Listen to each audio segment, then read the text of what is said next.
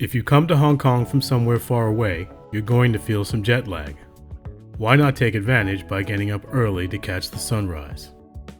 Hey, this is JR, aka The Tourist. Here's how you might spend a day in Hong Kong. There is no better place to take in the city than from the commanding heights of Victoria Peak. From here, we'll head down to Central for some yum cha. Then we'll cross the harbor to TST and find out why this area is sometimes referred to as the dark side. Finally, we'll come back to Central and finish the day with dinner and drinks.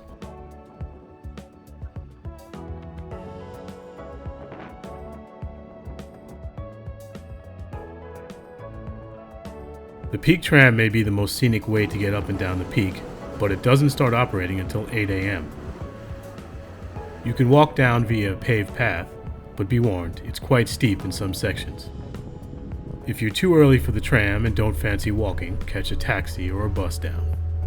If the jet lag doesn't have you racing back to bed and you're feeling hungry, make your first meal of the day something quintessentially Cantonese, dim sum. Choices abound, but if you're coming down from the Peak via minibus, the last stop is the International Finance Center, or IFC, where you can find Tim Ho Man. Try the baked barbecue pork buns. Alternately, try Maxim City Hall if you want the old-school cart yum cha experience. There are only a few places left that wheel the dim sum around on carts like this. After you've surveyed the city from on high, sampled some dim sum, and maybe gotten a bit of rest, I suggest you venture over to the other side of Hong Kong Harbor to the Kowloon Peninsula, which is the city's largest landmass. At the tip of the peninsula, you'll find the area of Tsim Sha Tsui, or TST. To get to TST, you catch the Star Ferry, another quintessentially Hong Kong experience. There have been rumors that the Star Ferry is in imminent danger of shutting down for lack of revenue, so take the brief but scenic ride while you can.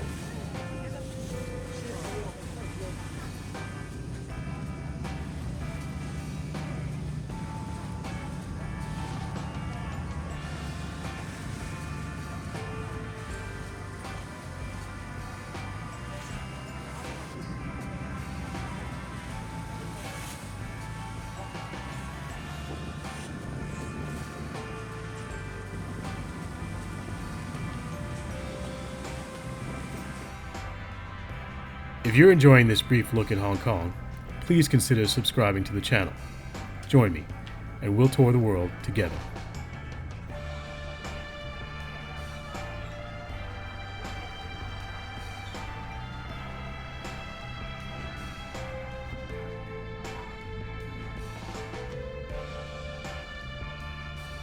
This area is home to two of Hong Kong's best shopping centers, a museum and a performing arts center.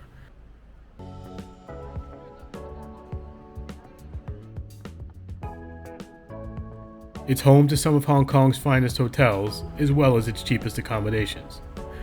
What you do in TST will reflect your tastes.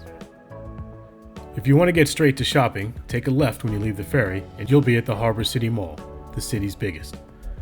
Otherwise, take a right and stroll the promenade.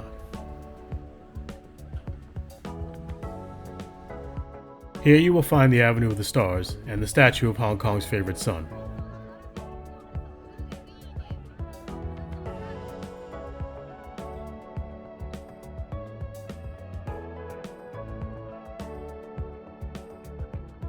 This city rose to prominence in part owing to its legendary film industry.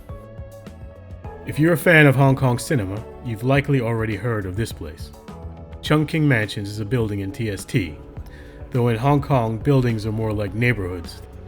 Chung King Mansions is 17 stories and 5 blocks of shops, stalls, restaurants, guest houses, wholesale businesses, and more, all mostly catering to Hong Kong's immigrant community. This immigrant community is the genesis of the term dark side, although today this is an obvious anachronism. Hong Kong is one of the safest cities on the planet, and Chung King Mansions is no exception.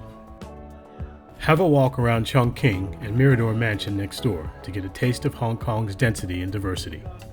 And if you haven't had lunch, try some of the South Asian cuisine on offer. Hong Kong is a great nightlife city with a range of options. Since we're focusing on Central, I suggest starting your evening with a happy hour drink at Tai Kwun, which was once the Central Police Station and prison. It has been renovated and in 2018 opened as a heritage and arts center and is home to several bars and restaurants. This is a great place for people watching, and most of the spots here have a happy hour special. From there, your dinner options are many, but one of the staples of Hong Kong cuisine is roasted meat, and one of the best places for that is Yong Ki.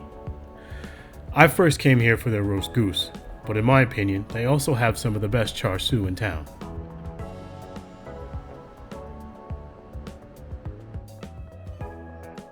Yong Ki also happens to be right around the corner from Lan Kwai Fong, which is the beating heart of Hong Kong's nightlife.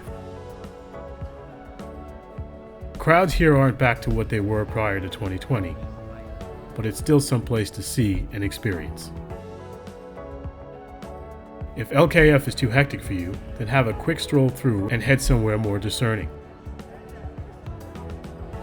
My suggestion is Argo Bar at the Four Seasons, for delicious cocktails and a beautiful space. This is only a brief sampling. Stay tuned and I'll share more of what Hong Kong has to offer in future videos. Thanks for watching.